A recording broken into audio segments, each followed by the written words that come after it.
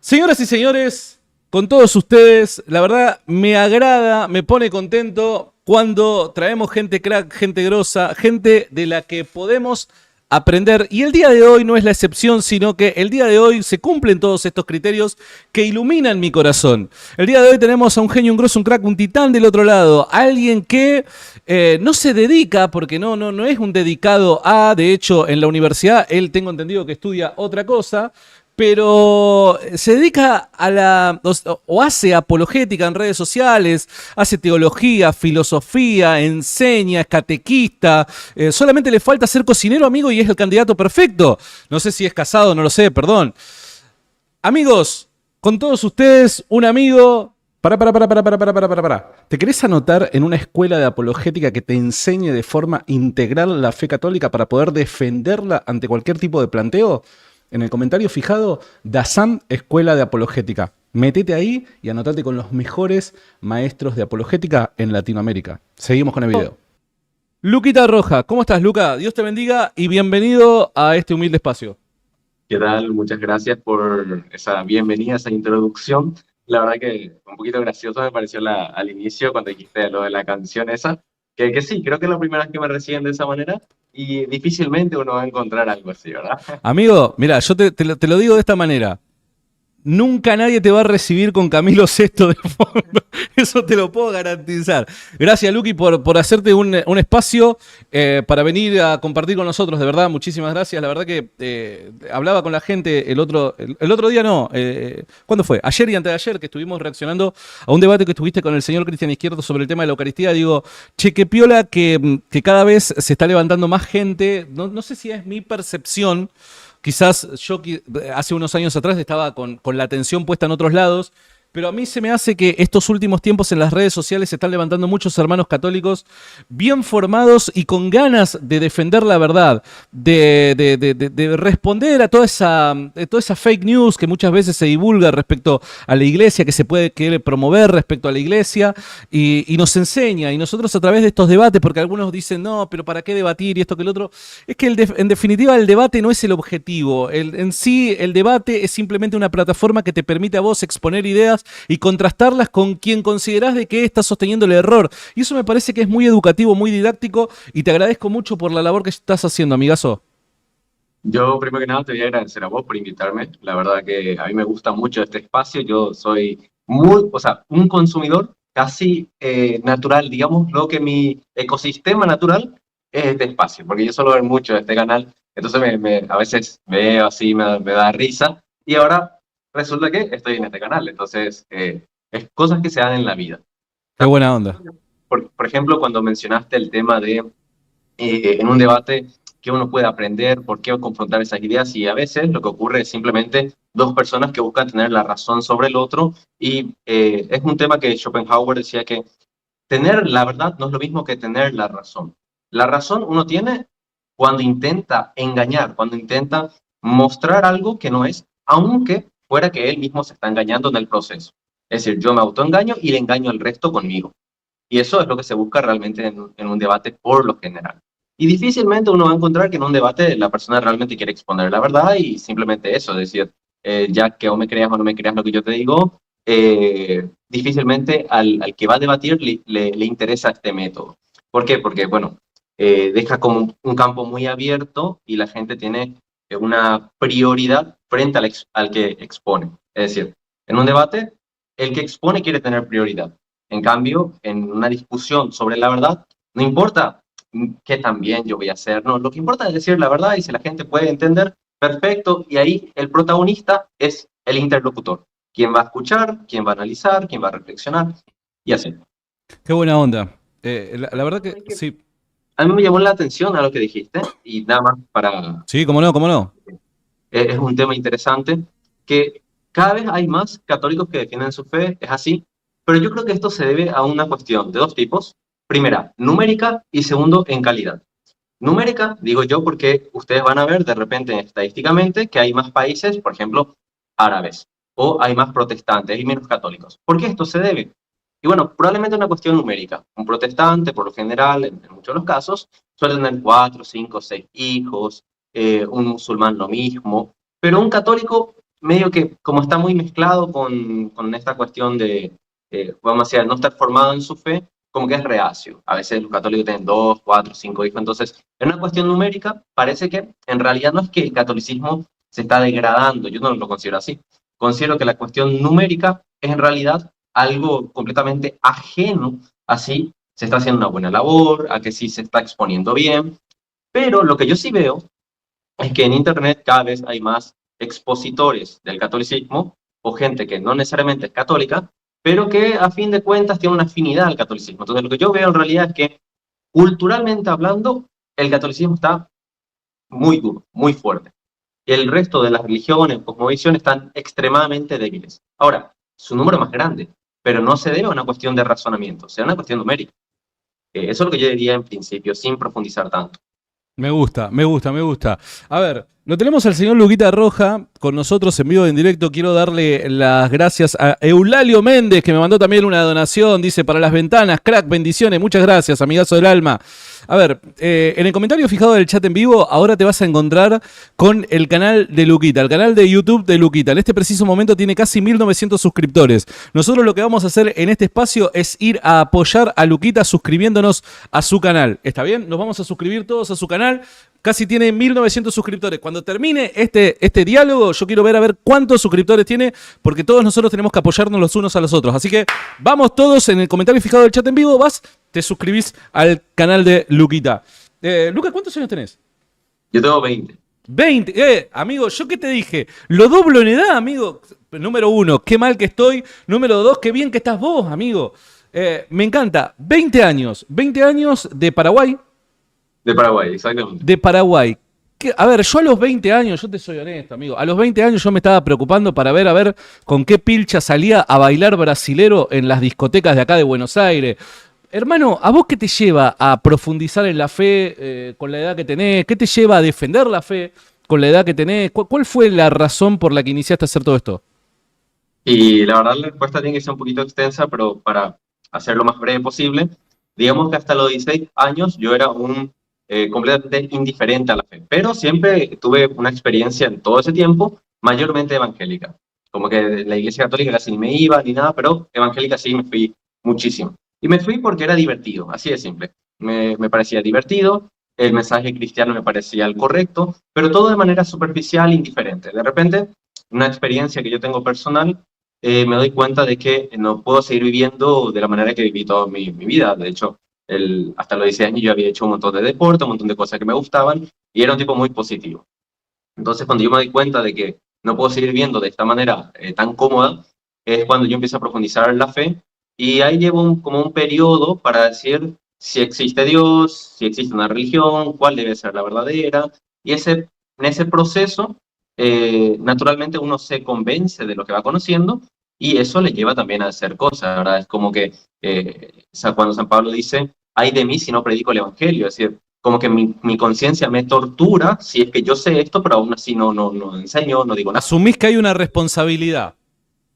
Sí, pero o sea, sí, sería un fin de cuentas eso, pero realmente a mí como que me carcomía quedarme callado, quedarme sin decir nada. Entonces empecé en Instagram, luego me fui a TikTok, después me fui a YouTube, ya cerré TikTok por unas cuestiones X.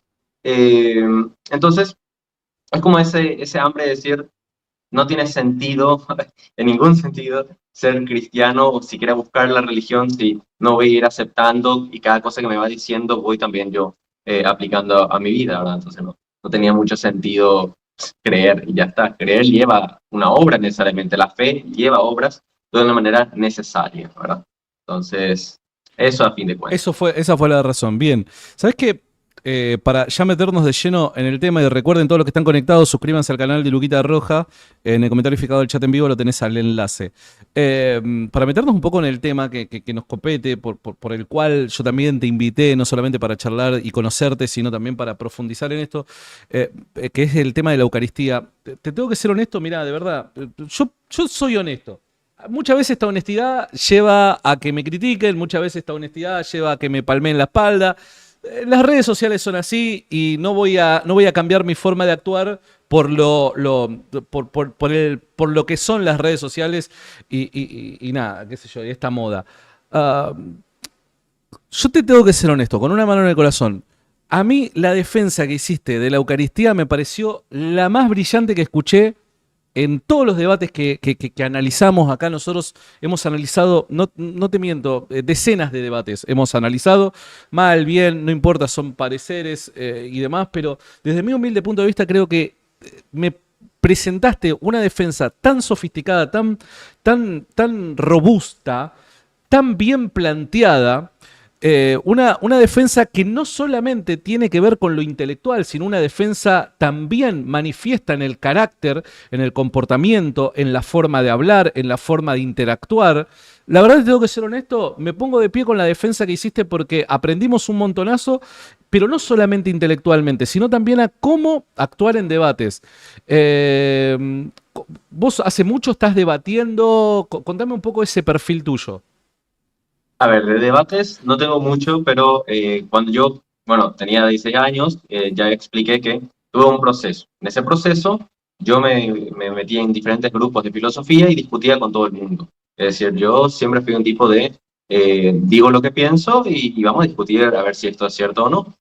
Y en ese proceso, digamos que yo creo que a partir de ahí como que agarré una experiencia y me di cuenta, hay formas de explicar, de decir la verdad, hay maneras de interpelar al otro y no tiene ningún sentido un debate donde yo me voy fijando siempre en lo que carece el otro, pero sí tiene todo el sentido del mundo si yo puedo explicarle al otro e intentar que de lo que justamente lo que él carece, poder transmitir. Entonces yo creo que esa experiencia que yo tuve en ese proceso de debatir con diferentes personas, principalmente ateos, siendo yo una persona que no era propiamente católica, es decir, yo no era católica, pero si vos me decías, María tuvo más hermanos, y eso me dice, por ejemplo, un ateo que lea mucho a Antonio Piñero, bueno, yo le iba a decir, a ver, yo en realidad no es que esté totalmente asumiendo todo el catolicismo, pero justo creo que no estás en lo correcto en esto. Y obviamente hay insultos, hay muchas cosas, y uno va aprendiendo de que ese no es la forma, no es la manera,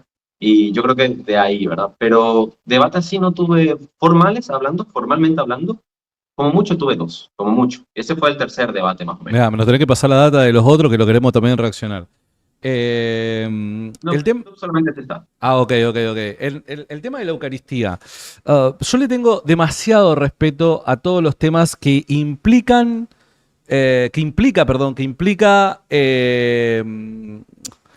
lo filosófico, ¿se entiende? Porque yo soy un neófito en cuanto a la filosofía. Quizás algún que otro término puedo llegar a ser consciente de lo que se esté hablando y demás, pero cuando escarbamos un poquito te vas a encontrar con que no, la verdad es que me falta un montonazo. Y el tema de la Eucaristía es un tema que la verdad le tengo mucho respeto porque no solamente es un debate bíblico, sino también es un debate filosófico, el tema de la sustancia, los accidentes y demás. Y la verdad es que el día de ayer hemos, junto con antes de ayer, que lo reaccionamos en dos partes, hemos aprendido mucho del tema de la Eucaristía. Pero digo, voy a invitarte, Lucas, porque me gustaría que quizás muchas veces los tiempos, las maneras, cómo se va dando el debate y demás, uno puede llegar a decir lo que deseaba decir. Hay veces que el tiempo no te da para desarrollar de la forma en la que hubieses querido desarrollar, explicar porque, no sé, apremia responder un planteo que se te hizo o cosas por el estilo y uno tiene que ir tomando decisiones con el poco tiempo que tiene en un debate, ¿no? Entonces digo, vamos a ofrecerle un escenario como este en el que va a contar con tiempo y me gustaría de que nos puedas explicar el caso de la Eucaristía. Suponete de que vos tenés del otro lado, mira, somos casi 2000 personas ya que estamos en vivo. Suponete que del otro lado de estos 2000, 1900 somos no católicos.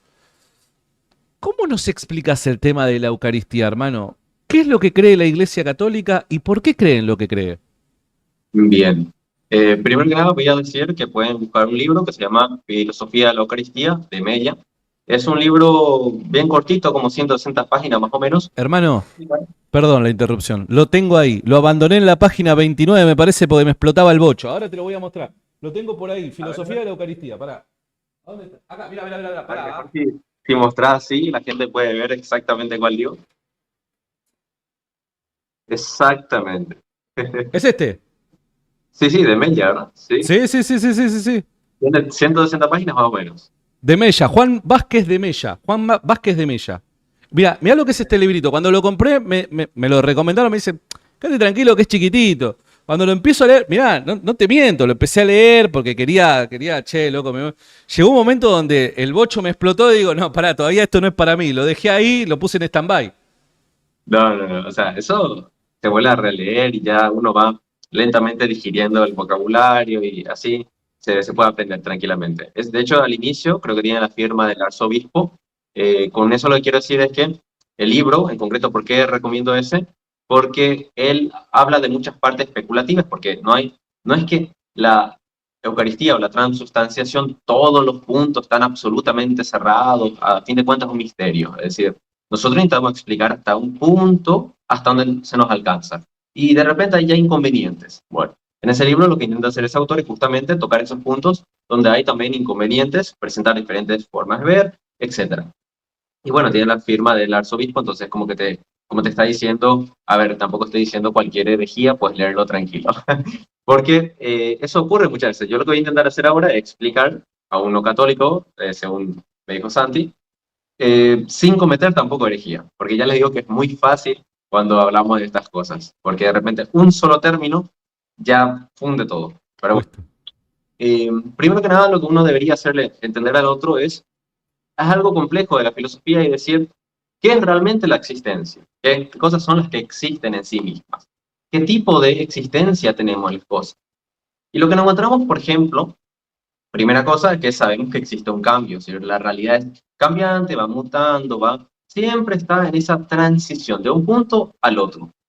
Pero también encontramos de que la razón de su cambio no está en sí mismo, está en algo anterior, algo que le precede. Porque si no, no sería materia. La cualidad de la materia, la física, ¿verdad? Es que va cambiando, siempre va mutando. Y la cualidad que tiene de ir mutando es justamente porque recibe el ser de algo. Hay algo que le hace ser lo que es y también hay algo que le hace mutar a otra cosa que todavía no es. En potencia puede ser algo. Por ejemplo, un ejemplo clásico creo yo que son, por ejemplo, la madera, el metal o cualquier materia prima que ustedes puedan imaginar puede adquirir diferentes formas. La madera puede adquirir la forma de una mesa, de una silla, de una herramienta X, el metal lo mismo. Entonces, estamos hablando de una materia que es en potencia, todavía no es. Si yo pienso en una madera, ¿qué es la madera? En realidad es un concepto trascendente, universal, que no es algo en concreto. Siempre pienso la madera en algo. ¿Cómo es la madera en algo? Bueno, en una mesa. Entonces, en la mesa hay una forma que implica necesariamente que haya una materia. Pero la materia en sí misma no implica una forma. Bueno, lo que nos encontramos entonces en la realidad es que las cosas, uno, van cambiando, dos, que están compuestos como mínimo por una materia y que luego va adquiriendo una forma, y tres, se puede decir que recibe el ser. De estas dos conclusiones, o sea, de estas dos cosas, se puede decir que recibe el ser. Ni la materia ni la forma se da por sí mismo sin necesidad de nadie más. Siempre requiere de algo más. No es que de la nada aparece un libro. El libro alguien lo escribió, y ese que alguien lo escribió, ¿cómo se entiende? Causa eficiente, porque hubo un autor, alguien que quiso hacer eso. Bueno, entonces, cada una de estas cosas, ¿qué implica en realidad? Que todas estas, ¿existen o no existen? Es la pregunta. Existen. ¿De qué modo van a existir entonces? De un modo compuesto. ¿Y el modo compuesto es recibido o no es recibido? Es recibido. ¿De dónde sale ese recibir? Y nosotros como cristianos, obviamente vamos a creer que el fundamento de recibir ese ser es Dios. A fin de cuentas, el fundamento es Dios. Un ateo, no sé por dónde va a querer tomar esto, pero a fin de cuentas, nosotros decimos que el fundamento es Dios. Y cuando lo recibe, decimos que existe una sustancia, o lo que va a existir en sí. Y el accidente son todas las posibilidades de variedad.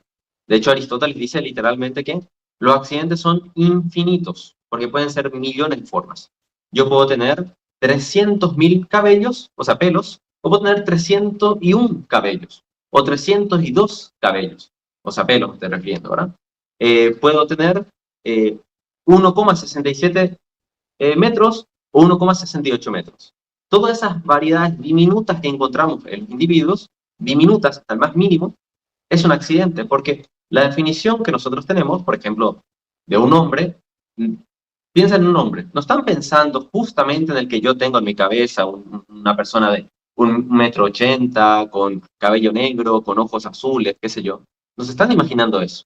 Entonces el concepto hombre, que es la esencia, cómo se va a conocer la cosa, no implica todos los accidentes. Al contrario, los accidentes implican esa sustancia, porque la sustancia va a ser lo que subsiste. Hay algo en mí desde que nací, ¿verdad? Desde el momento que nací, bueno, desde mi concepción, hasta que morí, que fui siempre el mismo. ¿O acaso el yo de hace 5 años es otro individuo en realidad? No, el yo de hace 5 años soy yo. Y el yo que va a ser acá 5 años, voy a seguir siendo yo. Lo que va a subsistir es la sustancia. ¿Pero qué va cambiando? Los accidentes. Mi cabello ahora es negro, cuando sea viejo va a ser blanco. Tal vez ahora tengo tanta altura, cuando sea más adulto voy a ser más bajo. Entonces los accidentes siempre, en todo momento, están mutando y siempre van a recibir, por alguna razón, esta cualidad. Por alguna razón, los accidentes. Los accidentes, entonces, ¿dónde existen? En la substancia. Hasta ahí todo bien. Lo que nosotros creemos en la transubstanciación, entonces, es que Dios reemplaza el modo de existir, literalmente completo, el modo de existir del pan o del vino, en el cuerpo de Cristo. Y todos los accidentes, porque Dios puede hacer, como dijimos, el accidente depende de su existencia en la substancia. Y Dios, obviamente, que puede hacer subsistir unos accidentes.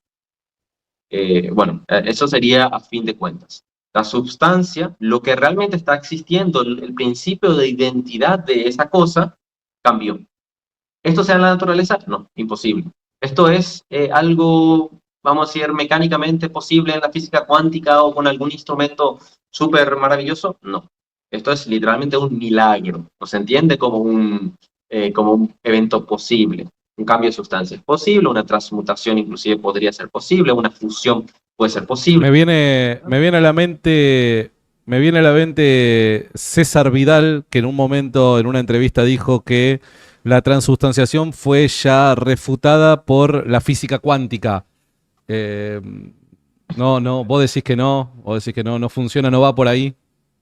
Yo digo que no le atinó al punto. Es decir, la física explica la parte material, pero irónicamente es la parte de la forma. ¿Qué dijimos? La materia no tiene una existencia en sí, es un universal, un trascendente. Entonces, ¿cómo la física va a explicar algo de la materia? Solo explica la parte de la forma. Es decir, por ejemplo, volvemos, una computadora. Eso ya es algo. Una mesa, bueno, eso ya es algo. En el caso de la transubstanciación, no tiene absolutamente nada que ver con el mundo físico. Tiene un principio de realidad. ¿Dónde existen las cosas? Volvemos a la pregunta. Porque yo dije, todas las cosas reciben el ser. Todas las cosas que existen, nosotros les llamamos entes. ¿De dónde reciben el ser? ¿De dónde? Esa es una pregunta que tiro ahí en el chat. Me parece que es obvia, ¿verdad? La respuesta. ¿De dónde reciben? A ver, la gente en el chat dice, cuando decís física cuántica pienso en Ant-Man. Es como decir defíname materia, como la gran frase que quedó ahí del padre Carreira. A vos te pregunto, Santi, ¿de dónde, o mejor dicho, es una pregunta tal vez más tramposa, las cosas que existen por sí mismos o no? No, existen contingentemente. Exactamente. Entonces, ¿de quién están participando para poder existir? Y de la realidad última que es Dios. Exactamente. Entonces Dios puede alterar con toda la naturalidad del mundo la existencia en sí mismo de algo, la substancia de ese algo, y permitir que los accidentes continúen. Porque la realidad última está en Dios. Entonces, lo que César Vidal en el fondo está diciendo es que si el materialismo, qué sé yo, puede refutar la transubstanciación, también puede refutar a Dios. Porque están metiendo las dos cosas en el mismo bloque. Como si fuera que los milagros están en el mundo material y Dios también, porque Dios es el que mantiene esas cosas en la existencia. Entonces no le encuentro, la verdad, yo sentido a esa clase. Es un argumento a favor de los ateos, entonces, el de César Vidal, el planteo.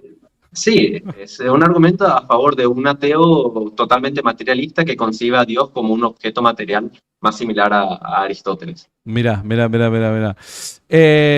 A ver, tenemos casi 2100 personas en el chat. Un abrazo enorme. En el comentario fijado del chat en vivo se encuentra con el canal de Luquita Roja. Vayan y suscríbanse. Luquita Roja es un católico de 20 años, tan solo 20 años, amigo. 20 años. ¿Cómo pasa el tiempo, amigo? Yo ya llegando a los 40, no te puedo creer. 20 añitos que está haciendo una gran labor en las redes sociales defendiendo la fe católica. Así que vayan, suscríbanse, acompañen en este trabajo a Luquita, apóyenlo para que nada, para que podamos ser cada vez que él tiene una participación más bendecidos, ¿no? Así que vayan y suscríbanse. Entonces, bien, a ver, ya sentaste las bases. Una de las cosas que me gustó mucho es que en el debate vos sentás unas bases. ¿Por qué? Porque suponés, y esto me parece muy piola, porque muy poca gente se da cuenta de eso cuando va a debatir, que hay veces que presupone de que lo que voy a decir lo va a entender todo el mundo. Y evidentemente en esta clase de temas no todos te vamos a poder acompañar si es que vos presuponés que todos tenemos un determinado conocimiento filosófico. Entonces vos hiciste muy bien, sentaste las bases, explicaste el ABC de lo que es necesario saber para empezar a pensar esta cuestión. Bien, fantástico. Ya nos explicaste el tema de la sustancia, los accidentes, Dios como el ser que en Él subsisten todas las cosas, Él hace que todas las cosas subsistan. Bien, fantástico. Ahora nos metemos en el tema de la transustanciación. Explicaste. Esto no puede ser un fenómeno físico, no puede ser algo que ocurra por las leyes de la naturaleza, porque lo único que podría causar el cambio en la sustancia, evidentemente, es Dios. Y es por eso que el católico llama esto un milagro. Esto es un milagro, no puede ser explicado de otra manera. Fantástico, bien. A ver, vamos a seguir por este camino ascendente. Sentaste las bases filosóficas, pero ahora la clave es la revelación, porque la revelación es la que nos viene a comunicar esto que si no nos comunicara la revelación sería imperceptible para nosotros, no seríamos capaces de poder conocer todas estas cosas. La revelación, ¿sostiene esto, hermano? De hecho, es justamente porque la revelación dice que nosotros vamos a conocer eso. Sin la revelación es imposible ni siquiera teorizar nada de lo que estamos diciendo. Inclusive, eh, la idea de que en Dios subsisten todas las cosas es justamente por causa de la revelación. La revelación, por ejemplo, nos dice que Dios creó las cosas de la nada, pero la razón no llega hasta ese punto. En realidad, si nosotros borramos toda nuestra idea cristiana, lo que nosotros tenemos es que Dios, ¿cómo va a crear las cosas absolutamente de la nada? Podría ser como una especie de Dios que acomoda las cosas, que va modificando. Es una revelación directa, la creación que Dios efectúa.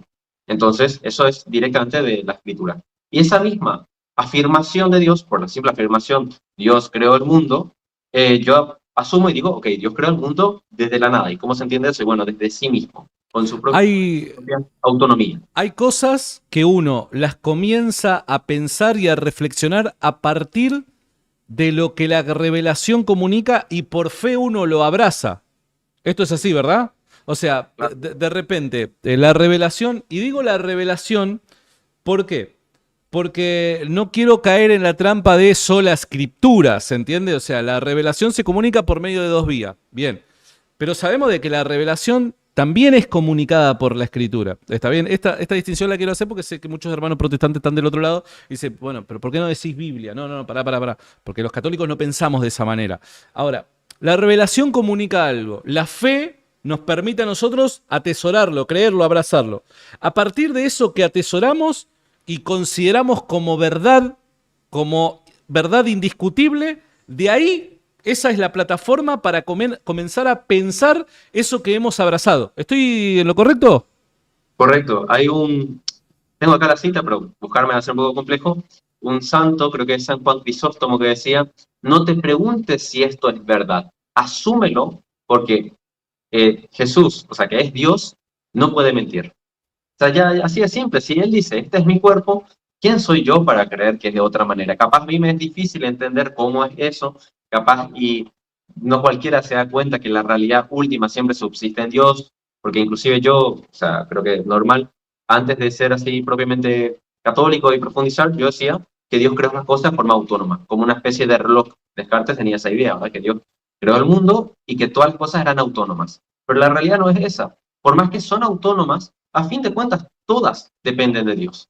Entonces, no te preguntes si esto es así o no. Asúmelo porque eso es lo que dice el Creador. Y de hecho, permitime la interrupción, de hecho, estas palabras creo que encajan muy bien para complementar lo que la revelación nos comunica en Juan capítulo 6, cuando dice de que Jesús estaba enseñando el tema de la Eucaristía, el tema del pan.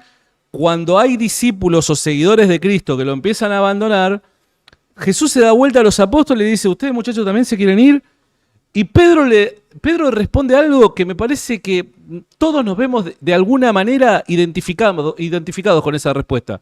O sea, Pedro le dice, Señor, ¿a dónde iremos si solo tú tienes palabra de vida? O sea, yo creo, después los exégetas me corregirán si es necesario, yo creo que en esas palabras Pedro lo que está diciendo es, mirá, Señor, la verdad que lo que vos estás diciendo no entiendo absolutamente nada. No sé, no me cabe en la cabeza cómo es que esto puede ser verdad. Pero te creo, Señor, porque solamente tú tienes palabra de vida. O sea, dado que yo sé quién vos sos, independientemente de que sea capaz yo de comprender lo que estás enseñando, lo creo porque sé quién sos vos. No sé si estamos en la misma sintonía, Luqui. Correcto, es la forma de entender, ¿verdad? Nuestra fe no es racionalista, que todo tiene que entenderlo de manera de inicio a fin. Es racional, es decir, hay más que suficientes razones para creer que esto es así. Y entonces ahí está el fundamento.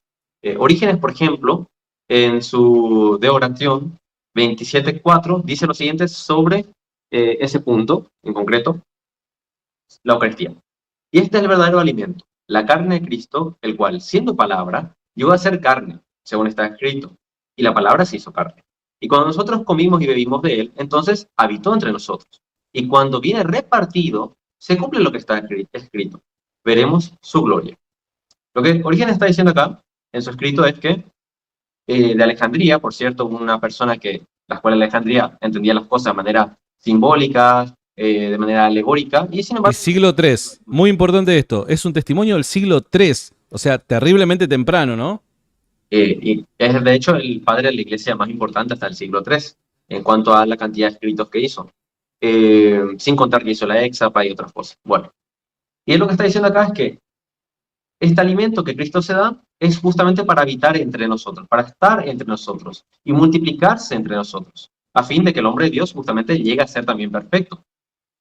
Por lo tanto, la Eucaristía, según como entiende Orígenes, comentando el Evangelio de Juan, de hecho en todo ese escrito él va comentando eso, está hecho directamente para que el hombre, y esto va a sonar mal para muchos, porque es un término fuerte, para que el hombre llegue a ser Dios. Esto lo dice Santo Tomás, lo dice San Agustín, lo dice Ireneo de León, y no sé si hay otro autor por ahí que se me escapa, San Atanasio, lo dice de esta manera, directamente. Para que el hombre... Y la Biblia. Y claro. El Nuevo Testamento también lo sostiene eso. Claro. Y eso es lo que va buscando la Eucaristía, a fin de cuentas, perfeccionar al hombre de Dios, el sacramento por excelencia, entonces. Entonces vos me preguntaste sobre la Biblia, ¿cuáles son las razones? Bancame un segundo, pará. Lo que acabas de tirar me encantó, amigo, me encantó. ¿Por qué? Porque Orígenes se encuentra en una escuela que es reconocida por la alegoría, por la interpretación alegórica. Claro. Entonces, en ese escenario, creo que lo esperable, si fueses protestante, es decir, che, mirá, Orígenes entendió estas palabras del Señor Jesús de manera alegórica, simbólica, pero no es justamente eso lo que enseña Orígenes. O sea, justamente en el escenario en donde nosotros hubiésemos esperado, si el protestantismo, lo que sostiene el protestantismo acerca del simbolismo de estas palabras, justamente en ese escenario hubiéramos esperado un tipo como Orígenes que hubiera dicho, no, pará, esto es alegórico. Y no dice eso, ¿se entiende? No sé si opinás parecido. Es que es así. Ustedes pueden buscar, hay bastantes artículos sobre Orígenes, ya que es el que más escribió sobre estas cosas, comentando el Evangelio de Juan.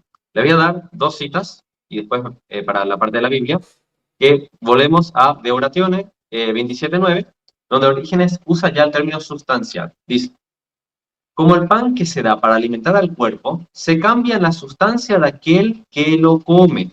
Así, el pan vivo bajado del cielo, dado a la mente y al alma, hace partícipe de su propio vigor a aquel que se deja alimentar. Entonces, es algo fuerte, la verdad. Pero ahí no termina la cosa. Y bancame, porque estás tirando bomba tras bomba y es como que la quiero saborear un poquito. Dame un toquecito para saborearla. Para esto, entonces, lo que está sosteniendo Orígenes es que al consumir el pan consagrado, hay un efecto real que causa el pan en la esencia del hombre que lo consume. Sí, porque es justamente para la perfección del hombre, es para su propia santidad, para su elevación, para unirse completamente a Dios. Si el pan o si las palabras de Cristo fuesen simbólicas o cosas por el estilo, el pan no causaría ningún tipo de efecto. ¿Por qué? Porque el pan es pan común. Simplemente tenemos por fe, esperanza de que Dios actúe de alguna manera distinta a la que predica el catolicismo en la vida de una persona, pero el pan no causaría directamente ningún tipo de efecto. Pero el pan causa un efecto porque ya no es pan común, diría Justino Mártir, ¿no? Sí, es así. En el Génesis 28, el comentario de Orígenes, nuevamente, y miren que Orígenes tiene un montón de esto.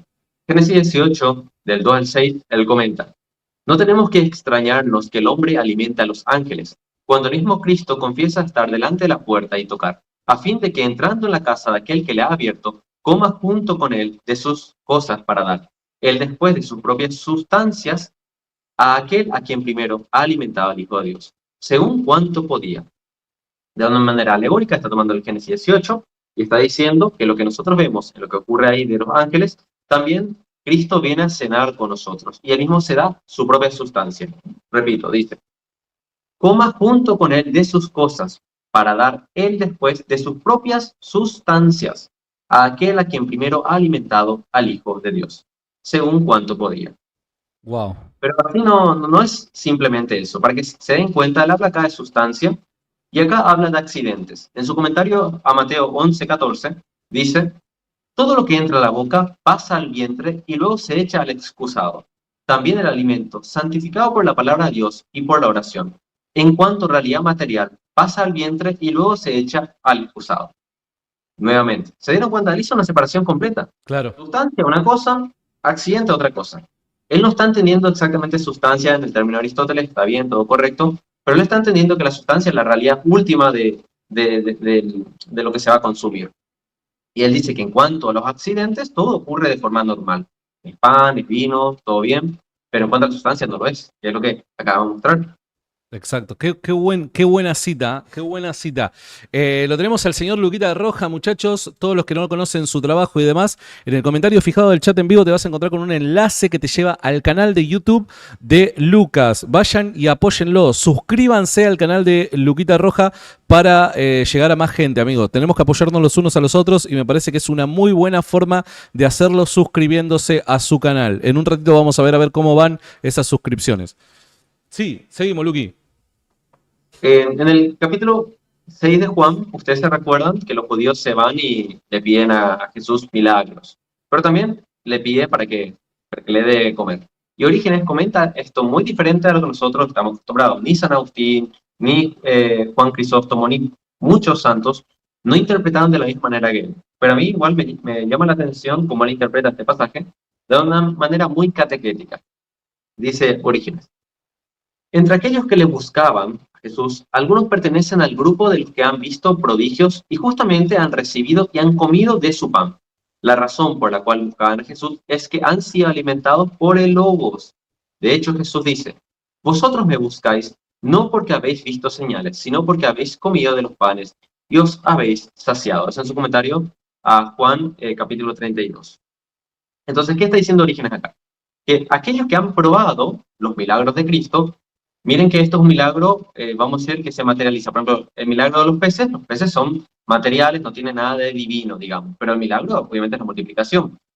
Aún así, ellos le buscan incesantemente, según Orígenes, más a Jesús por haber deleitado este milagro, como una anticipación a lo que él iba a decir. Que él iba a decir que este es mi cuerpo, esta es mi sangre, y quien coma de esta carne resucitará en el último día.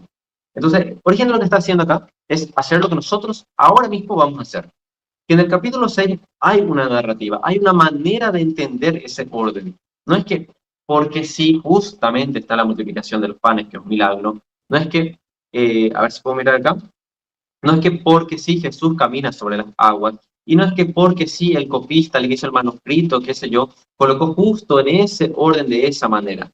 No es porque sí. Todo, en teoría nosotros creemos que una revelación, si una revelación tiene un significado, hay que hallar entonces el significado. ¿Cuál es la razón por la cual tiene ese orden? Y estas personas que vienen, vienen por los milagros que han visto. Claramente porque, según Orígenes, porque tienen una sed mayor al haber probado el primer milagro. Pero en sintonía con lo que hemos dicho también de Orígenes, Orígenes estaba diciendo de que, ¿para qué este milagro? Para que el hombre de Dios llegue a ser semejante a Dios. Entonces, la Eucaristía tiene un fin último, que es volver al hombre semejante, pleno con la divinidad, completamente pleno. Y por lo tanto, no es, como dijo Santi, no es simbólico, no tiene nada que ver con signos, no tiene nada que ver con eso.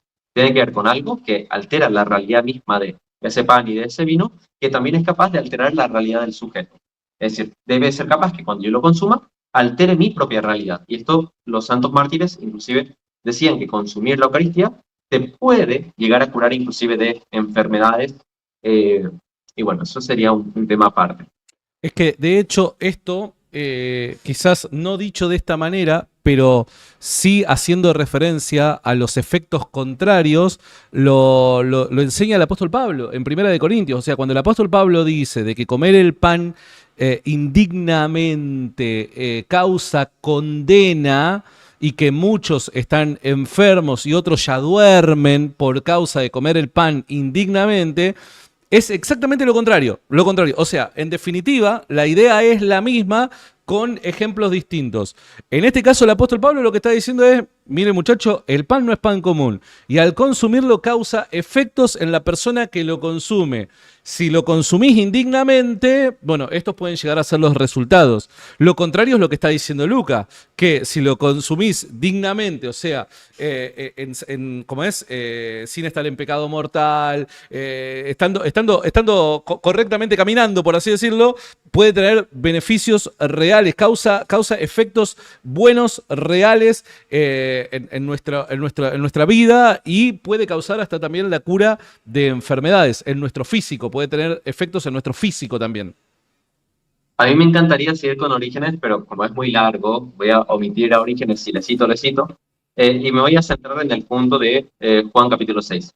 Hay que recordar también, ¿para qué está escrito el Evangelio de Juan? En su contexto, había gnósticos y ya había docetas, es decir, los unos decían de que Dios no podría encarnarse y el otro de que debe haber una separación abismal entre lo espiritual y lo material.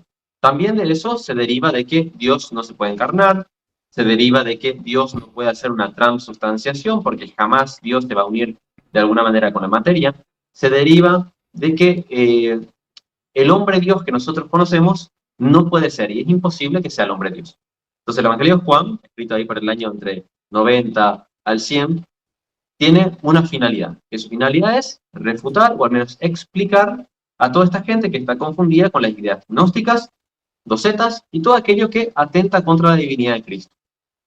Y lo que nosotros nos encontramos es justamente de que en el capítulo 6 se narra un conjunto de milagros, en concreto 3. Primero multiplicación de los panes, luego Jesús camina sobre las aguas, y cada una es una manifestación de que Jesús es Dios. Y luego la gente le sigue. ¿Pero por qué le sigue? Porque Él les dio de comer algo. ¿Qué les dio de comer? En este caso, la multiplicación de los panes. Y esto les llena a ellos como para buscarle. Y le buscan y dice, le preguntan en el versículo 30 del capítulo 6, ¿qué señal pues haces tú para que veamos y te creamos? ¿Qué obras haces? Nos planteamos, ¿vos realmente sos Dios? Y si sos, ¿cómo nos demostrás eso? Y Jesús, en vez de hacer una demostración, hace una afirmación. Dice en el versículo 33, porque el pan de Dios es aquel que descendió del cielo y da vida al mundo. Luego, por ejemplo, el verso 42, ellos le acusan y le dicen, ¿no es acaso este Jesús el hijo de José cuya padre y madre nosotros conocemos? ¿Cómo pues dice este del cielo descendió? Otra vez, una idea gnóstica, una idea doceta, una idea que hace incapaz a Dios de encarnarse. Y en ese contexto en el que se está refiriendo el verso 47, el que cree en mí tiene vida eterna. Vamos a repasar. Todas las cosas que Jesús va afirmando todos los cristianos, protestantes, no interesa quién creen literal. El que cree en Jesús tiene vida eterna, perfecto. También creen de que... Y si me permitís un instante nada más, es muy cierto lo que está diciendo Luquita respecto a la intención del apóstol Juan como agiógrafo, como autor del Evangelio de Juan, que es tratar de justamente contrarrestar esas ideas filosóficas que pretenden ganar terreno en el cristianismo primitivo de la época. Estamos hablando de la década del 90 en Asia.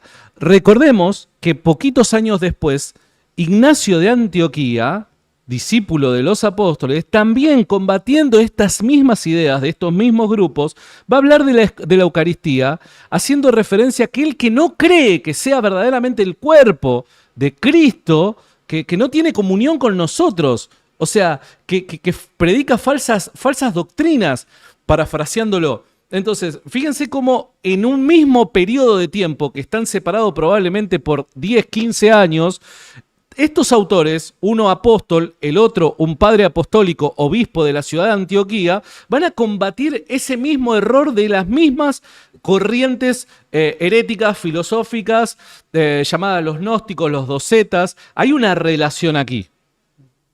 Sí, fíjense que hasta el verso 53, cada vez que se usa el término comer, se usa el término fago, que es un término que uno encuentra en la Biblia de manera simbólica, a veces de manera literal, pero es muy variado. Cuando empieza en el verso 54, Jesús vuelve a reafirmarse y dice: el que come mi carne y bebe mi sangre tiene vida eterna, y yo lo resucitaré en el día postrero. Ahí ya cambió el término, y ya usa el término trago, que en toda la Biblia solamente se usa para momentos literales, y también que trago no simplemente significa comer, también significa crujir, masticar, y claro, ¿en el contexto de qué? En el contexto que él se está comparando con el maná, y el maná, bueno, esto es bastante sencillo de entender, es un milagro, también el maná, obviamente, desciende del cielo, obviamente, es algo que el pueblo necesitaba, y algo por el cual el pueblo no puede vivir sin el maná. En ese momento en Egipto, obviamente en el Éxodo, ellos no podían vivir si Dios no le daba un alimento. Entonces, era necesario para la subsistencia de estos individuos consumir el maná. También era necesario para su relación con Dios. Es decir, era una manera de ver que Dios tenía misericordia de ellos, le unificaba con Dios en ese sentido, se quiere llamar ritual. Pero bueno, agradeciendo lo que Dios había hecho, etc.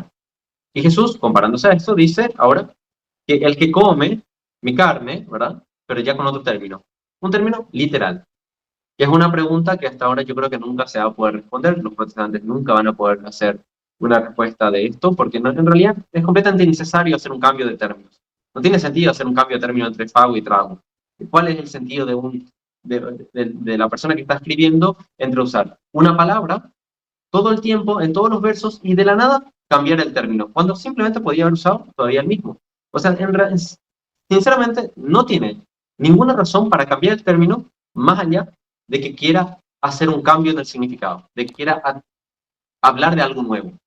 Mirá, si me permitís, dos cositas. La primera, dice Gamar Guitar en el chat: ¿cómo algo puede cambiar su sustancia manteniendo sus accidentes? Es que el cómo, como tal, no es que existe una... La iglesia no pretende dar una descripción cronológica de cómo son los sucesos en el momento del cambio de la sustancia. No, porque se limita a decir: esto es un milagro.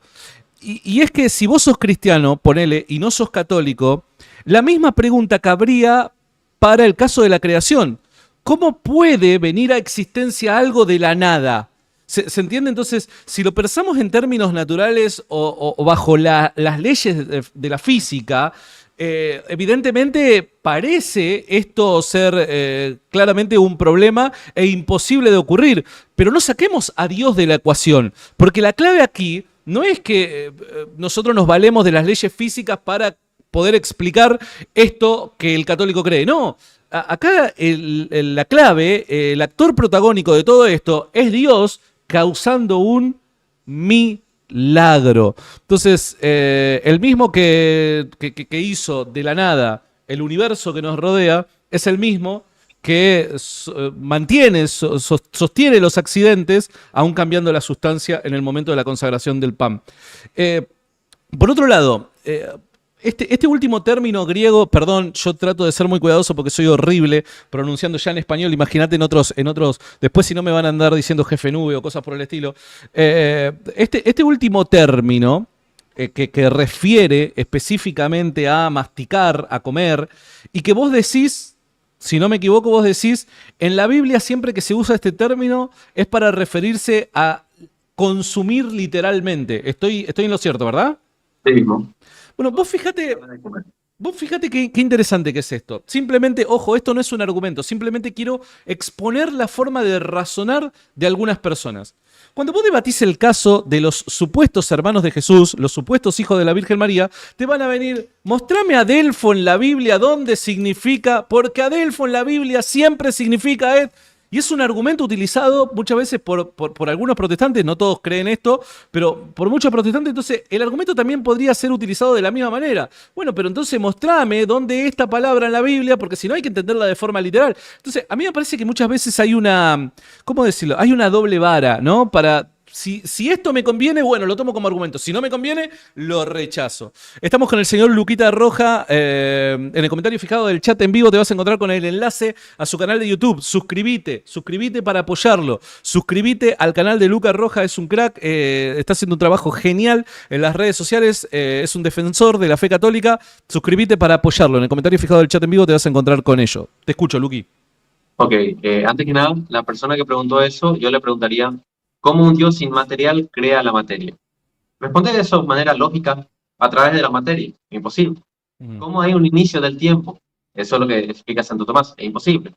Todo eso es pura inferencia a partir de la analogía. Miras todas las formas de llegar a Dios y siempre el conocimiento es por analogía. Debido a que hay estas cosas en la realidad, es necesario que esto sea así. Pero de la realidad no puedo obtener alguna investigación empírica que me diga esto debe ser así. Entonces es lo mismo. Por analogía sabemos que Dios puede hacer esto, Dios dijo esto, Dios hizo eso. Así de simple, no hay la verdad mucho misterio. Cuando se trata de Dios la cosa es más simple cuando se trata de sus afirmaciones. Por ejemplo, piensen todos nosotros estamos unidos en la iglesia. ¿Cómo es eso? ¿Cómo es que todos estamos en el mismo cuerpo? ¿Cómo es eso? Todos tenemos el Espíritu Santo, bueno, espectacular, pero ¿cómo nos unimos a este cuerpo místico? Son preguntas de que obviamente tienen necesariamente relación y casi única con la fe, y que se responde con la teología, no se responde haciendo un experimento. No vas a poder hacer nunca eso. Entonces la fe no es racionalista, como que intenta todo explicar de inicio a fin. De hecho, intentar explicar todo de inicio a fin me parece a mí que hay más problemas que cualquier otra solución. En el verso 57, ya luego que Jesús dice todas esas cosas, Jesús vuelve a reafirmarse y dice, como me envió el Padre viviente y yo vivo por el Padre, asimismo el que me come, él también vivirá por mí. Este es el pan que descendió del cielo, no como vuestros padres comieron del maná y murieron. El que come, otra vez trogo, de este pan vivirá eternamente. Luego ya los discípulos en el verso 60 dudan de él. En el verso 62 Cristo se reafirma. Y luego ya en el verso 66 él le dice, ¿queréis acaso iros también vosotros? Entonces, ¿qué le dice Simón? Verso 68. Señor, ¿a quién iremos? Tú tienes palabras de vida eterna. Ahí está tu respuesta. Todas esas cosas podemos no entenderlo, pero ¿a quién diremos si Cristo tiene palabras de vida eterna? Y nosotros hemos creído y conocemos que tú eres el Cristo, el Hijo del Dios viviente. Fíjense que hay una relación casi necesaria. Hizo un milagro, hizo otro milagro, se compara a un maná del desierto, que tiene todo su contexto. El relato escrito en un momento gnóstico, tiene una finalidad el relato, se usa un término literal de la nada, si se inserta sin ninguna finalidad, o sea, en teoría los que no creen como nosotros van a decir que es sin una finalidad, y que a fin de cuentas el verso termina con Simón, o sea, Pedro, afirmándole que él es Cristo, y que solamente a él le pueden creer, y que no hay otra forma de llegar a la verdad. O sea, para mí me parece bastante claro que ese versículo quiere transmitir algo que para un ser humano común y corriente tal vez no sea tan obvio. Es que a mí me parece que ahí es en donde nosotros, y me parece que nadie está exento, todos tenemos que tener este cuidado, no tenemos que caer en ese racionalismo del que vos hablás, ¿no? Porque hay veces que noto que es una tentación en el mundo de la apologética tratar de explicarlo absolutamente todo, ¿no? Entonces necesito una explicación para absolutamente todo, todo, y busco, viste, cómo empíricamente demostrar. Y vos decís, pero pará. Porque quizás esa intención, hay veces de que te puede llevar por un mal camino. Ahora, con esto yo no quiero decir, bueno, listo, créelo y ya está. No te quiero decir eso. Pero tenemos que conocer el límite de hasta dónde podemos empujar y hasta dónde nos tenemos que conformar en que, bueno, esto es lo que Dios nos ha dado, lo suficiente para justificar lo que creemos. A partir de ahora es fe. Y es fe, y el camino cristiano es fe, una fe que está justificada, una fe racional, pero no nos podemos volver racionalistas. Ese es un peligro, me parece, en estos ámbitos. Es tal cual. Eh, Piensen también que, ¿qué ocurría en el antiguo pacto? En el antiguo pacto, todo, de hecho, todo lo que vemos en el nuevo, obviamente, se prefigura en el antiguo. Y ahí, primero que nada, era necesario un sumo sacerdote, era necesario unos sacrificios, todas estas cosas, estos rituales para relacionarse con Dios. Y todos los individuos tenían que llevarle al sacerdote para poder expiar su pecado, de repente.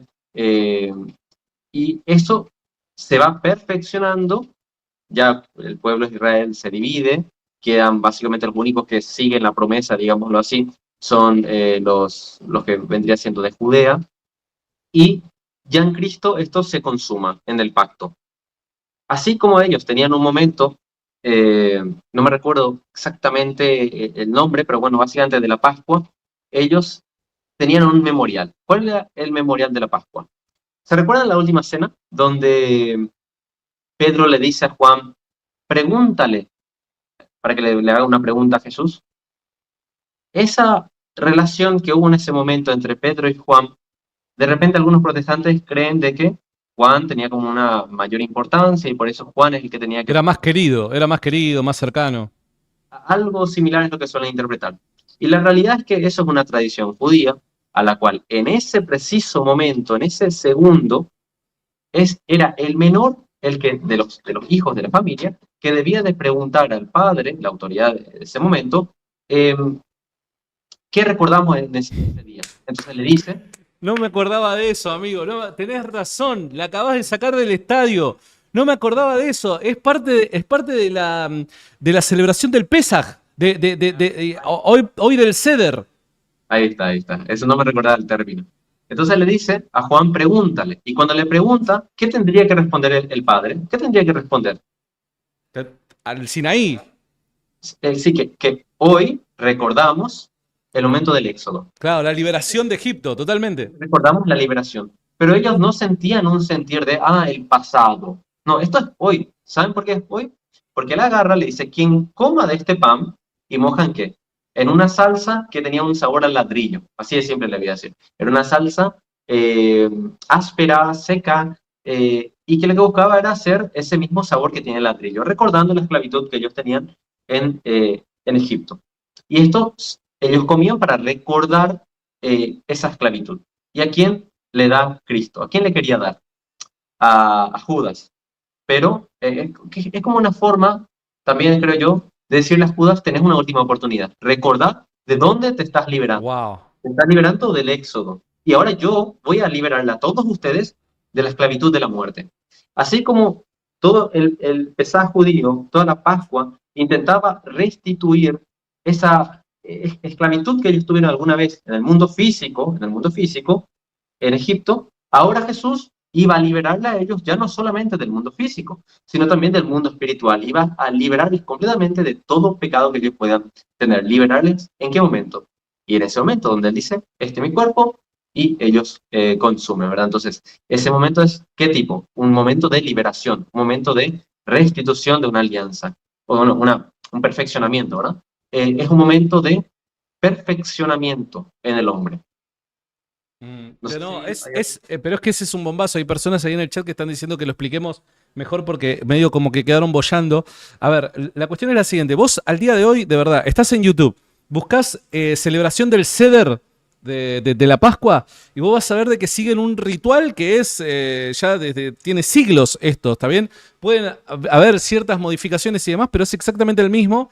En esencia, ¿está bien? Y hay un momento de todo ese ritual del Seder, del Pesaj, hay un momento en el que el menor de la familia, recuerden que quien se sienta a la cabeza de la mesa es el padre de familia oficiando como sacerdote.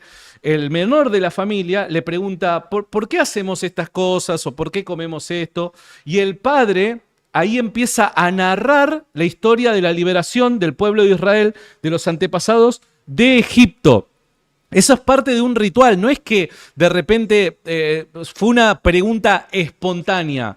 Y esa es la clave, es eso lo que Luquita está queriendo hacer énfasis. No es una pregunta espontánea, así como, che, no, sino que es parte de un ritual. Ahí es en donde está la relación entre el Seder y la Pascua, celebrada en el tiempo de Jesús, con la institución de la Eucaristía cristiana en ese momento, en la última cena. Por eso es que Pedro le dice a Juan, recuerden de que Juan era el menor, le dice a Juan de que le pregunte al Señor, Juan, obedeciendo el ritual, le pregunta al Señor, y el Señor, fíjense, no recuerda la liberación de Egipto, sino que le da el significado de esta nueva Pascua que estaba instituyendo en esa última cena. Es así, ¿verdad?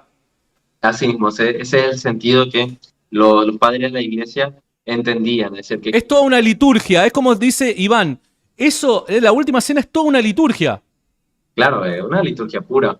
Y ahí está también el significado del término en memoria mía, ya que muchos protestantes, no sé por qué, de repente leen memoria mía y, significa que todo lo que vimos es una manera de recordar, ya está. Y no, cuando dice memoria mía, lo que entendieron la iglesia posterior era de que había que seguir un ritual, seguir esa nueva forma, ese procedimiento. No es que el sacramento es simbólico, sino que hay que seguir ese procedimiento. Por ejemplo, San Cipriano de Cartago, en su carta 63, verso 14 al 17, dice: pues no es lícito quebrantar tan grandes cosas, tan altas, tan pertinentes al mismo sacrificio de la pasión del Señor y de nuestra redención. Pues si el mismo Jesucristo, Señor y Dios nuestro, es sumo sacerdote de Dios Padre, y se ofreció a sí mismo como sacrificio al Padre, y mandó que se hiciera esto en memoria suya. Por cierto, aquel sacerdote hace verdaderamente las veces de Cristo, el cual imita aquello que hizo Cristo, y entonces ofrece un sacrificio verdadero y pleno en la iglesia a Dios Padre. Si empieza a ofrecerlo así, conforme a lo que ve que ofreció el mismo Cristo.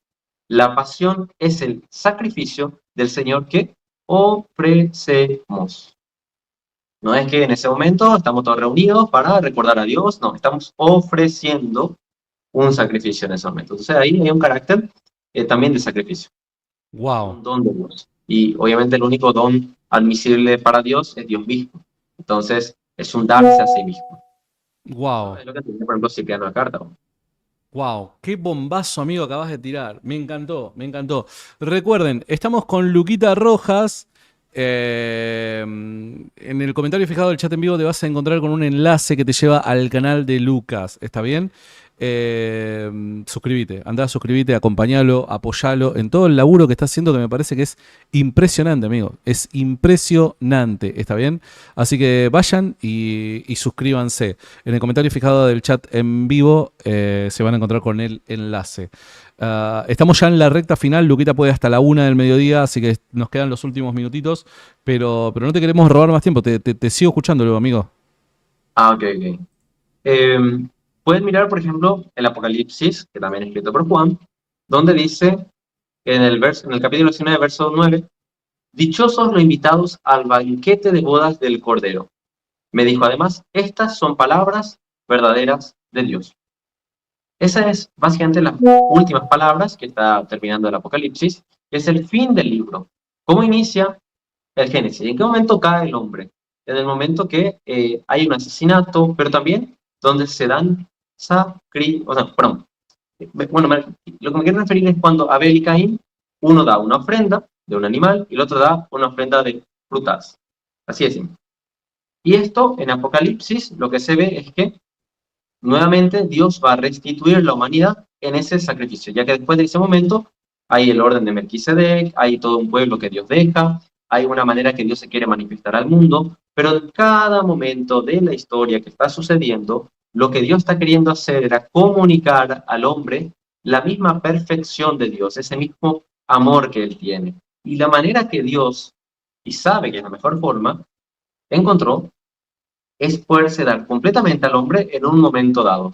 Y que esto debe ser siempre, por eso es un banquete. Pero este banquete siempre, en todo momento, en todas las Biblias, lo que van a ver siempre, se habla de sacrificio, se habla de ofrenda, se habla de don, se habla de también memoria, es cierto. Pero estas cualidades que nosotros vemos a la luz del Antiguo Testamento es mucho más simple de entender. Ninguna sola, ni los judíos de ese momento, le entendían a Jesús como metafórico. Cuando Juan le hace esa pregunta a Jesús, no es que, seguramente Juan se habrá quedado como, bueno, yo no sé en realidad cómo se habrá quedado ahora, pero tal vez perplejo porque dijo, no me esperaba esto. No me esperaba que en este momento se restituya toda una alianza nueva y que tengamos que hacer esto para estar en la alianza. Porque es nuestro signo visible, eso no significa que no ocurra algo, nuestro signo visible para saber que estamos con Cristo. Eso es lo que yo diría. Ahora, por ejemplo, en 1 Pedro, capítulo 2, verso 5, se dice que estas cosas, para ser un sacerdocio santo, para ofrecer sacrificios espirituales. Entonces, tiene también que ver eso. Yo recuerdo que en el debate que había tenido, de repente me confundí mucho cuando se empezó a hablar de que en la Eucaristía, según algunos protestantes, yo la verdad recién me entero en ese momento, es el Espíritu Santo quien se infunde en el pan y en el vino. Entonces, ese Espíritu Santo que se infunde, yo la verdad nunca había escuchado eso, es lo que ellos consumen. Pero el católico obviamente cree que el Espíritu Santo está en la iglesia, está en las personas, está en la misa, y también cree que hay un sacrificio de nuestra parte, que es un sacrificio espiritual. Pero eso no quita todo lo demás. Por eso la misa tiene, ¿verdad?, oraciones, tiene una parte de liturgia, tiene una parte del yo pecador. Todo es un protocolo donde se busca comunicar a Dios ese mismo camino que Dios nos hizo seguir. Primero vino a redimirnos, luego alabamos, luego escuchamos el Evangelio, luego nos va enseñando, y por último, el culmen, el final de todo, es ese mismo final que ocurre con los evangelistas. Ellos primero les conocen a Cristo, luego se empiezan a arrepentir, van cambiando, aprenden a orar, y todo esto hacemos en la misa, es literalmente en orden. Aprenden a orar, luego van, vamos a decir, aprendiendo los misterios divinos, y ya al final de la meta, es cuando Cristo se entrega a ellos en cuerpo y sangre, en su divinidad completo, en ese momento de la Eucaristía. Entonces, lo mismo que ocurre en toda la historia del Evangelio, es lo que a nosotros nos ocurre todos los días en la misa, de inicio hasta el fin. Y pues, si a alguien de repente se le quedó ahí una preguntita sobre eso, no es que comemos literalmente la forma material, la forma materia de la sangre de Cristo. Eso se llama, pueden buscar, creo que es, bueno, se le dice carne de Cafarnaum. Ha de tener un nombre como Cafarnaumismo o algo así, pero pueden buscar, hubieron alguna vez en la historia corrientes que entendieron de esta manera, que literalmente nosotros consumimos esa carne de Cristo cuando estaba vivo en ese momento. Pero la iglesia no enseña esto, sino que no hay forma de separar el cuerpo de Cristo, ni su divinidad, ni lo que es Él. O es todo, o si es una parte, entonces no es Cristo, no es una parte. Bien. ¿Sabes qué te quería preguntar? Supongamos, y esto es un ejercicio que suelo hacer con algunos de los invitados que vienen, digo, vamos a hacer el esfuerzo de tratar de ponernos en el lugar del otro, ¿no? Particularmente en el caso de los protestantes. Y el protestante por lo general dice, yo también creo en una presencia real, ¿no? No sé si en algún momento vos has oído esta clase de declaración. Yo también creo en una presencia real, pero no creo en la transubstanciación. ¿Es posible una presencia real de Cristo sin una transubstanciación? A fin de cuentas, yo diría que no. Es decir, la persona que dice eso lo dice porque no sabe de filosofía. Yo creo que es más que nada por eso. Entonces mi pregunta sería más tramposa y le diría, entonces, ¿vos le adorarías a ese pan que tenés ahí? ¿Le adorarías? ¿Es digno de adoración? Pregunto. Y si me dice que no, entonces él no cree en la transubstanciación, él no cree en la presencia real de Cristo. Él cree que hay un espíritu, no me va a poder explicar cómo, que está ahí, pero que no es ese pan en concreto. Pero si merece adoración, merece eh, esa contemplación, entonces él irónicamente, sin saber, está creyendo como Dios, como yo. El problema de ellos, obviamente, es que al no tener una teología definida, no me va a poder dar definiciones, no me va a poder explicar, no me va a poder, sin ir cambiando de opinión, porque ahora me va a decir una cosa y luego, al momento que voy dialogando, me cuenta otra. Es algo muy Es común. que ese es el problema, cuando de repente, y además cuando utilizan términos de forma camaleónica. ¿Por qué? Porque te van a decir, yo también creo en la presencia de Dios en la Santa Cena, te van a decir. Bueno, pero ¿qué querés decir? Por dar un ejemplo, yo noté en el debate que tuviste con este chico que primero te hablaba de la presencia real de Cristo, que él creía que había una presencia real de Cristo, pero después te terminó diciendo que la presencia era del Espíritu Santo. Entonces, ¿pero qué? Estamos confundiendo las personas de la Santísima Trinidad. Nosotros acá lo que estamos discutiendo es si hay una presencia real de Cristo en el pan. Va a decir, no, yo creo que hay una presencia real del Espíritu Santo, pero ¿de qué quieres decir con esa presencia real, ya sea de Cristo o del Espíritu Santo? ¿Qué quieres decir? Porque si no es en el pan, cómo se manifiesta esa presencia real. Y te van a terminar diciendo, bueno, lo que pasa es que estamos todos reunidos y Cristo está realmente presente en medio nuestro. Bueno, está bien, eso sería otro tema a discutir, pero lo que estamos discutiendo acá es si en el pan, si en el vino hay presencia real o no la hay. No si Cristo está en medio de nosotros cuando tenemos buenas intenciones y oramos a Él. Eso es otro tema, ¿se entiende? Si se dijera, por ejemplo, de que en ese pan en concreto está el Espíritu Santo y no Cristo, entonces ya se querería otra cosa. Pero si se dice, al estar el Espíritu Santo, está Cristo, entonces mi pregunta sería, ¿vos sos monofisista o qué crees exactamente de Cristo? Ahora decir, ¿es una sola persona había sido la Trinidad? O sea, no es Trinidad eso. En la Trinidad yo hago una diferencia de tres personas. Dios Padre, a quien nadie nunca ha visto, Dios Hijo, quien ha visto al Padre, y Dios Espíritu, que es aquel, tiene bueno, el Paráclito que se ha dado a nosotros para comunicarnos a Dios, ¿verdad? Entonces, obviamente es totalmente necesario que se me haga una buena definición de quién está en ese momento. Pero es más, te voy a decir lo que dice San Agustín, porque yo estaba buscando cada hace rato, estoy buscando esa cita. No, y y antes de la cita, mira, además, suponete que alguien te dice, no, bueno, yo creo en una presencia real del Espíritu Santo en el pan. Número uno, eso no es bíblico, porque lo bíblico es la presencia de Cristo. Este es mi cuerpo, dice Cristo, ¿no? No podemos confundir a Cristo, a la segunda persona de la Trinidad, con el Espíritu Santo, con la tercera persona de la Trinidad, ¿se entiende? Este es mi cuerpo, dice. Pero independientemente de ese error bíblico, si hubiese en el pan presencia real del Espíritu Santo, también sería digno de adoración.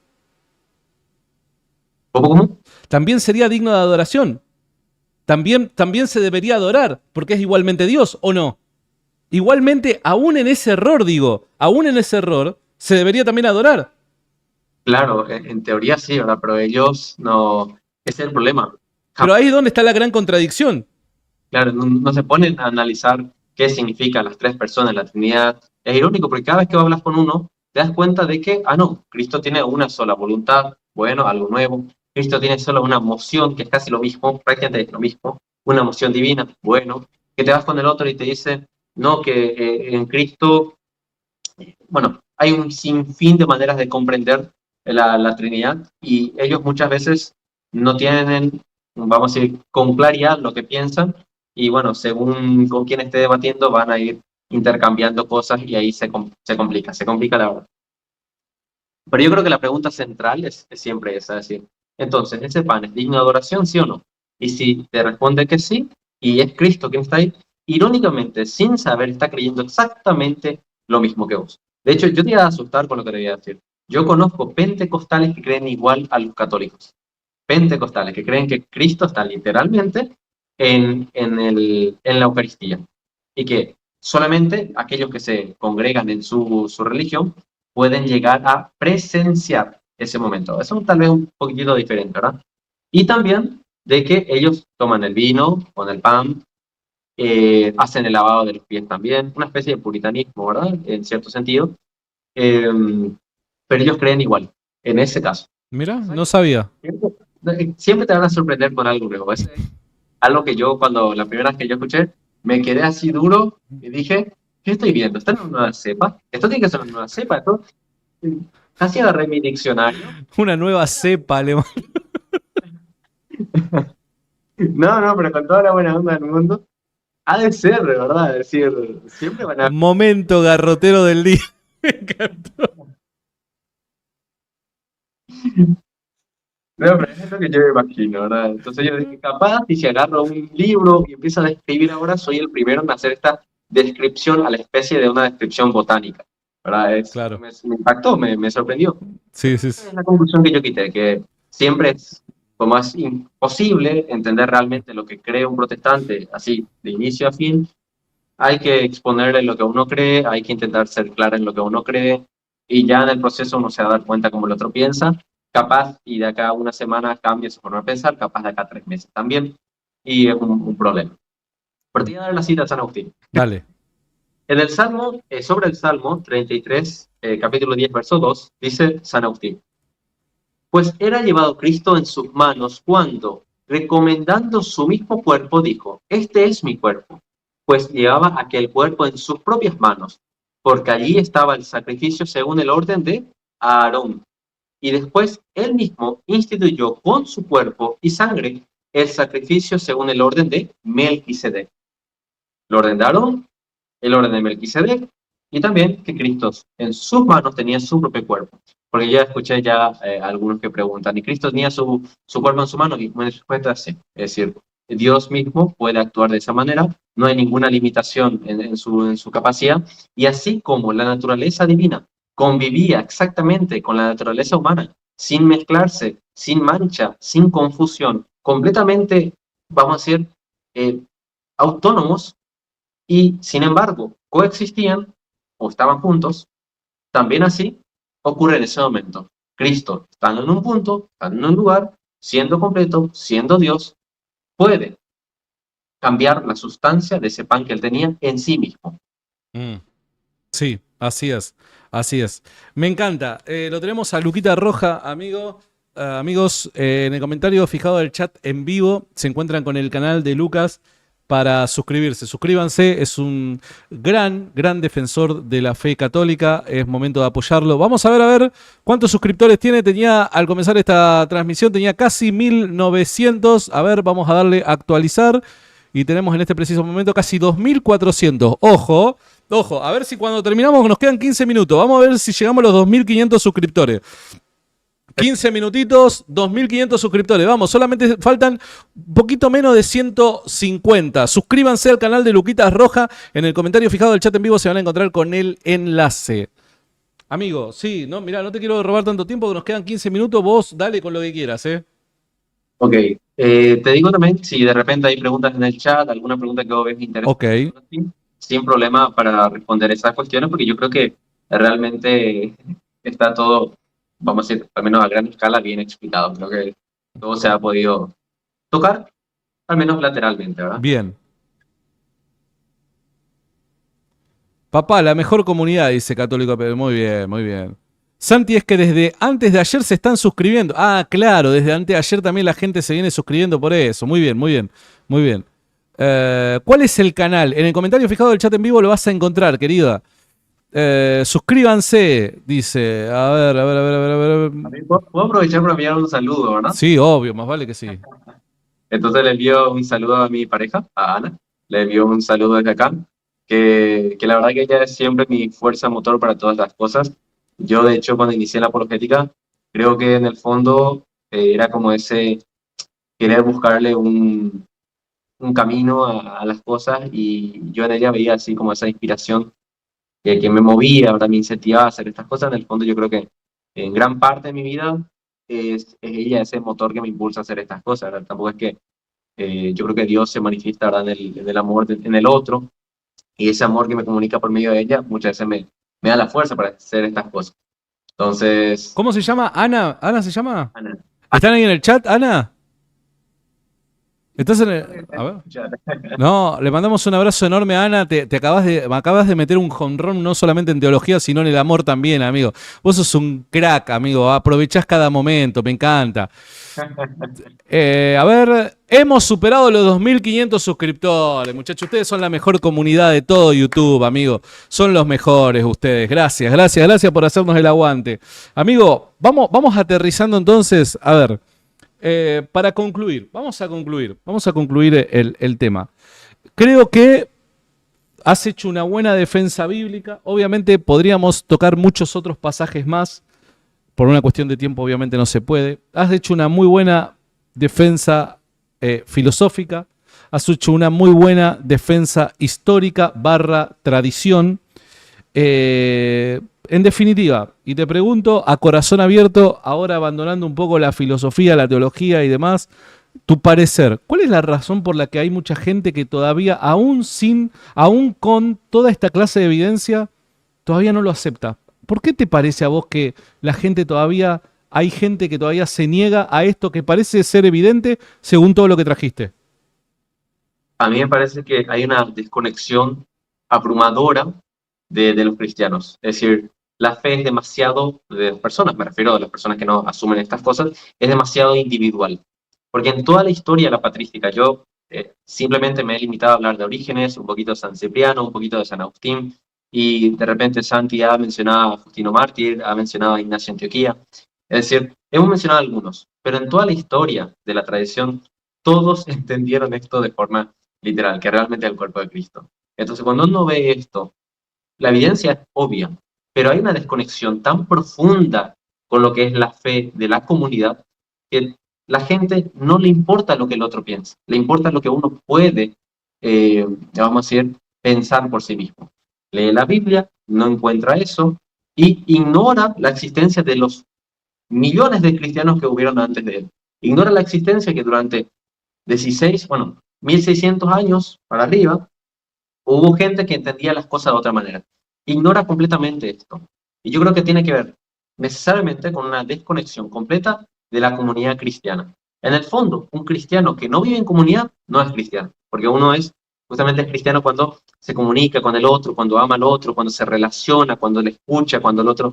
Bueno, esa interconexión que ocurre entre uno y el otro es lo que propiamente le hace a uno también cristiano, ¿verdad? Entonces, yo creo que la desconexión de la comunidad nos lleva a entender de esta manera. O también podría ser lo inverso, una conexión tan abrumadora que nos cautiva, las emociones nos cautiva, los sentimientos nos cautiva la razón y, por ejemplo, mi grupo juvenil pastoral de la iglesia, qué sé yo, un nombre X, me impide a mí darme cuenta de la evidencia. Podría ocurrir también las dos cosas, pero yo creo que ocurre más la primera, que al hombre común en realidad le importa un bledo la opinión de todos los cristianos de la antigüedad. E irónicamente cree que él entiende mucho más que todos ellos. Yo al contrario, es decir, yo cada vez que leía estas cosas me sorprendía y decía, wow, qué manera de entender que esta gente tenía, y empezaba a buscar, empezaba a ver, te voy a comentar un libro antes que terminemos, que es de... Es más fácil que este, ¿no? Pará, es más fácil que este, ¿no? Sí, este no es de filosofía, este es de patrística. Se llama Germán Martínez, bueno, el autor Germán Martínez, Eucaristía, 20 siglos en 20 grandes textos, de la editorial RIA. Pará. Más despacio, cerebrito, diría el de los Simpsons. Pará. Amazon. ¿Cómo se llama? Pará que lo quiero buscar ya mismo. Ya mismo lo quiero buscar. Pará, dame un segundo que mi computadora está más lenta que protestante procesando todas estas cosas. Dale. ¿Cómo es que se llama? El título es Eucaristía. Eucaristía. Y el autor es Germán Martínez. Con G, Germán, ¿no? Sí. Germán Martínez, ahí está. Germán Martínez, ahí está. Eucaristía, Germán Martínez. No te puedo creer. En formato Kindle está $0. Está gratuito en formato Kindle. Olvídate, ya está. Pará. Lo voy a compartir acá con la gente del chat que nos estuvo haciendo el aguante. Ahí tienen el enlace, muchachos. Si se descargan el Kindle... no puedo el enlace, mirá. Es demasiado largo el enlace. Bueno, mala suerte, muchachos. Si no, se los compartía. Tienen que buscar y ahí van a obtenerlo inclusive gratis, ¿verdad? Es gratis, amigo. Está gratis. Algo de nuevo. Es un libro del año 2018 y, bueno, tiene básicamente bastantes padres de la iglesia donde se habla de estas cosas. Yo cité, de hecho, de ese libro, cité dos, a Cipriano y a San Agustín, y hay muchas cosas realmente interesantes ahí que a uno le podría servir. Es cortito, nuevamente, 160 páginas, un poquito más, hasta ahí es cortito, y te hace una buena síntesis. Me encantó. Ya mismo me lo estoy encargando, amigazo. Ya mismo. Luquita, no solamente nos educaste, sino también nos recomendaste buena literatura, que ahora la voy a compartir. Ahora quédense tranquilos, muchachos, todos los que están del otro lado, que ahora lo voy a poner en pantalla para que lo puedan ver. Luqui, gracias por tu tiempo, amigazo. Yo la pasé súper bien. Espero que no sea la última vez que nos visites. Sí, yo la verdad encantado de estar acá. Como te dije, yo suelo consumir bastante este espacio. Me sentí como en mi hábitat natural, ¿sabes? Como que, ¿sabes? En ese... A ver, ¿cómo podría pensar esto? Como que siempre mirando así de lo lejos, me divierto así y ahora me estoy divirtiendo acá, ¿verdad? Entonces, la verdad que muy a gusto estuve y un placer estar acá. Así que gracias nuevamente por la invitación. Y nada, también espero en algún momento ver qué podemos hacer. Dale, dale, dale, dale. Y cuando tengas ganas de organizar otro debate o algo por el estilo, acordate que esta plataforma también va a estar dispuesta para vos poder hacerlo. Así que esta es tu casa, amigo. Cualquier cosa que necesites, mándame un WhatsApp y lo charlamos, ¿dale? Perfecto. Te mando un gran abrazo, amigo. Ah, perdón, ya te estoy cortando, perdón. Antes de eso, de repente, si a la gente le interesa, con Curateca habíamos hecho el curso de patrología, fueron unos 6 capítulos más o menos. Es larguito, pero es importante. Entonces, si de repente le interesa, pueden pasar por mi canal, igual en el canal de Curateca, y ahí van a poder ver, vamos a decir, unas buenas clases. Pero yo tampoco. Ojo, le mandamos un saludo grande al padre de Raúl, Curateca. La semana que viene le vamos a decir para ver si se puede pegar una vuelta. Quiero armar un pregúntale a un sacerdote. Así que quiero armar ahí una coalición de Avengers sacerdotales que nada, nos puedan acompañar. Siempre es un amigo, le tenemos un gran cariño al padre de Raúl, así que le mandamos un gran abrazo. Así que tenés un curso con él, dado en el canal tuyo. Sí, sí, habíamos hecho un curso hace ya un tiempo, ya hace un mes y algo más o menos. Ok, ok. Así que bueno, ya saben, si se quieren formar en patrología, lo pueden hacer en el canal de Luquita Roja junto al padre Raúl, el Curateca. Así que vayan y de paso se suscriben. A ver, a ver cuántas suscripciones hay hasta el momento. No sean ratones, suscríbanse que es gratis. Vamos. Superamos las 2600. Ojo, ojo. Me gustó, me gustó, me gustó, me gustó. Luqui, ahora sí, te saludo, amigo. Te mando un gran abrazo y espero que pronto nos podamos conocer y tomar unos tererés juntos, amigo. Sí, está ahí a la vuelta de la esquina, tampoco tan lejos.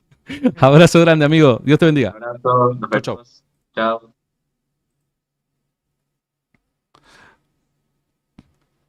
Qué buena entrevista, ¿ah?